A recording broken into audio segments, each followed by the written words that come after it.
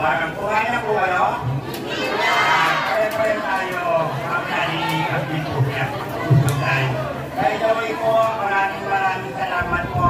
Parang pakapo natin yung bagong Generation TV na pangwala po ng mga Tibon. Ganun din po, ay papasalamat po kami dahil sa naging mapalat kami at naging kabahagi na masyo ito.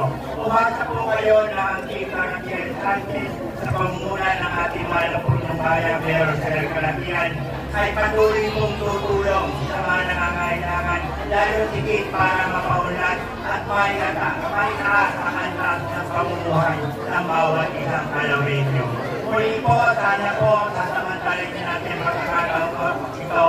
Ako po si Vincent Elislat, isa po sa napagkatiwalaan ng ating mahal na punong bayan at isa rin po ako sa napili na bilang isa sa kanyang mga konsyal.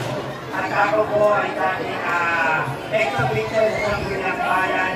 Gagawin lang po natin kung ano po ang ginagawa ng isang konsyal. Ito po ay makagawa ng mga resolusyon at ordinansa na kung saan ay may tataas ang antas ng pamumuhay po natin. Ganon din po na sana po yung mga naripasan natin ordinansa bago po matapos ang termino ng inyong lingkod, kagaya po ng makapagbigay na 3,000 kastig sa ating mga nakatatanda. Kaya naaaring na po ba na nakatatanda ang 3,000 kastig? Parang hindi pa, walang sumasagot. Yan, siyempre po, ito po'y malaking tulong sa inyo kung kaya po, ito po'y muli natin mapapag-aralan at sana po, hindi lang po mga senior citizen ang makatanggap ito. Sana po, maging ang mga PWD at mga solo parents ay mapasama na po sa ordinansa ito.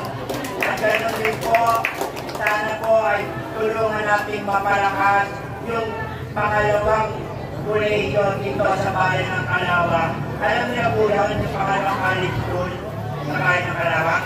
Yung Calawang Community College. Yan, hindi na po alam. Pero po yun po ay nakatayo ngayon sa Lamot Dos. Kung saan po ay ini-inform ko na po ngayon kayo. Ngayon po ay binuksan natin kasama ang ating halapunong bayan para po makapagtapos ang ating mga mag-aaral.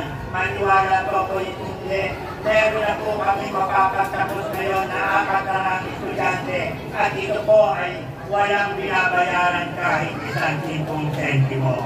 Yan po ang magandang programa ng ating halapunong bayan. Kaya ating pong palalakasin, malaking pondo